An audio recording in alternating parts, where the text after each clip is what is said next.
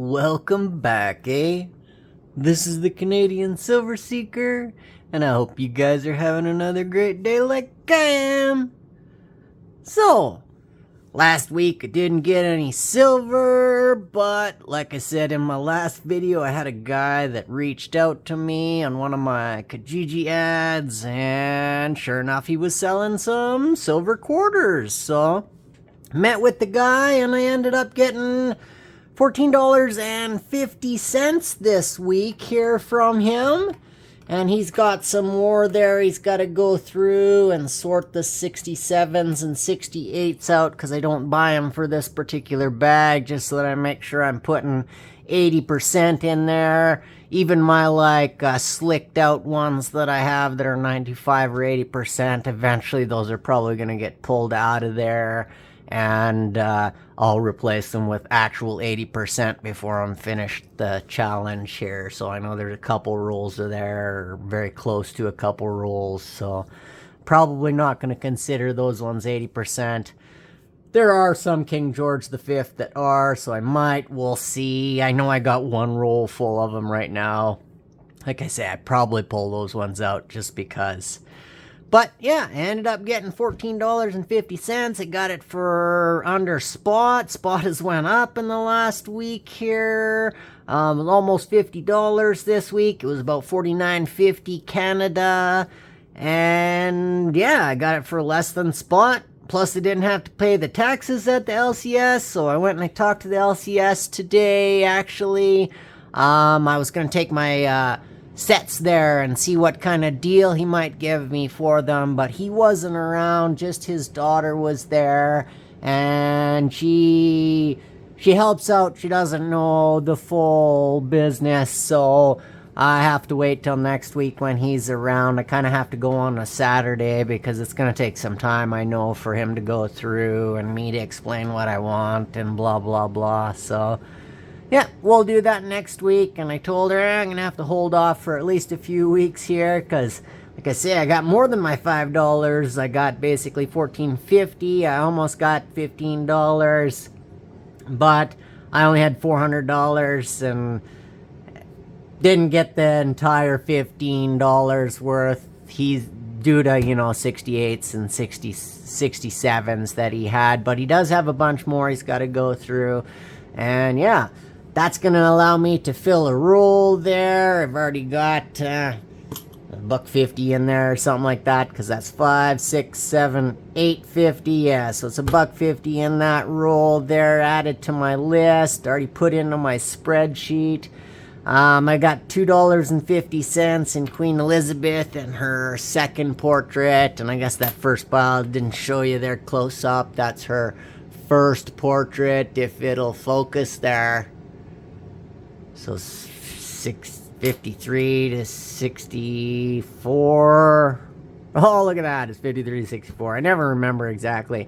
Then I got $3.50 worth of King George the Fifth or Sixth. Sorry, my favorite effigy.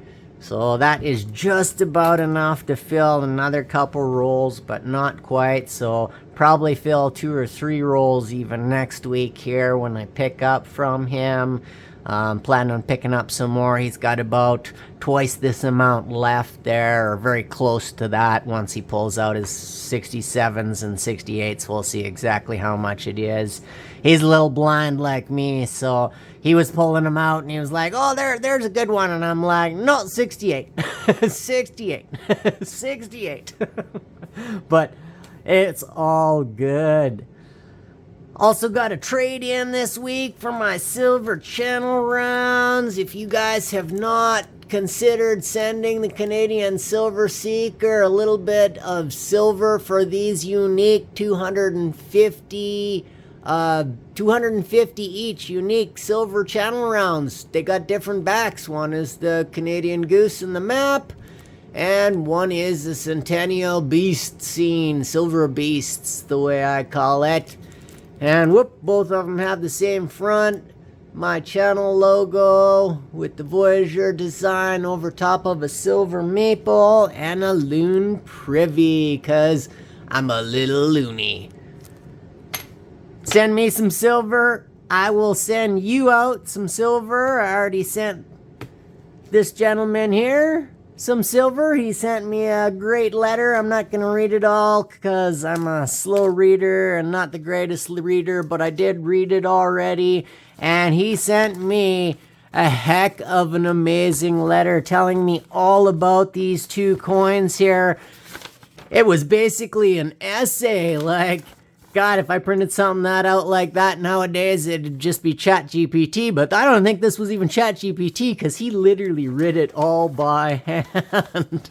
So that was awesome of him. Explains all about these two silver coins that he sent me here from Australia, as well as the stamp there. There was a little bit of a stamp ending in there. I thought that was an interesting ending to it there. He had the stamp in so that they can tell, I guess, if one of these colors are out there. Basically, it means that the stamps might have issues, and then they don't get rid of that batch or whatever. They take a different, second look before they send them out or whatnot. So I thought that was kind of interesting. I love these from people that watch my channel. It is amazing that I can reach out to people all over the world, even in Australia there. And I got these two constitutional pieces of Australia silver. As you can see, one is 50%. It's a shilling from 1961, and the other one is a shilling from 1916 when they were a greater percentage of silver, 92.5. He talks about that in the letter and the war effort, and it was very, very interesting to hear. I put the actual silver weights on the back of them just so they know. And I already sent Steven out a package of my silver rounds. I hope he gets them soon because Canada Post still hasn't even gone on strike. There was talks about it, but they still haven't even went on strike. I went through my very, very small bag of constitutional silver that I have, and I thought one of these looked kind of similar, and sure enough, I have the 1962. So now I have the 1961 and the 1962 Australian shillings made of 50% silver. I thought that was awesome, and I also think that if you sent me some of your constitutional silver, I don't care what it is, I will send you back at least one of each of those unique channel rounds, up to 2 if you would like.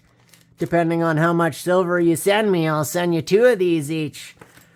And I'm going to have to cap it at that, but hey, the Canadian Silver Seeker would love to send you some silver, and he would love to send you, I don't know, maybe some silver dollars made out of nickel. So these aren't actual silver, these are just nickel ones. I got a few of those to give away.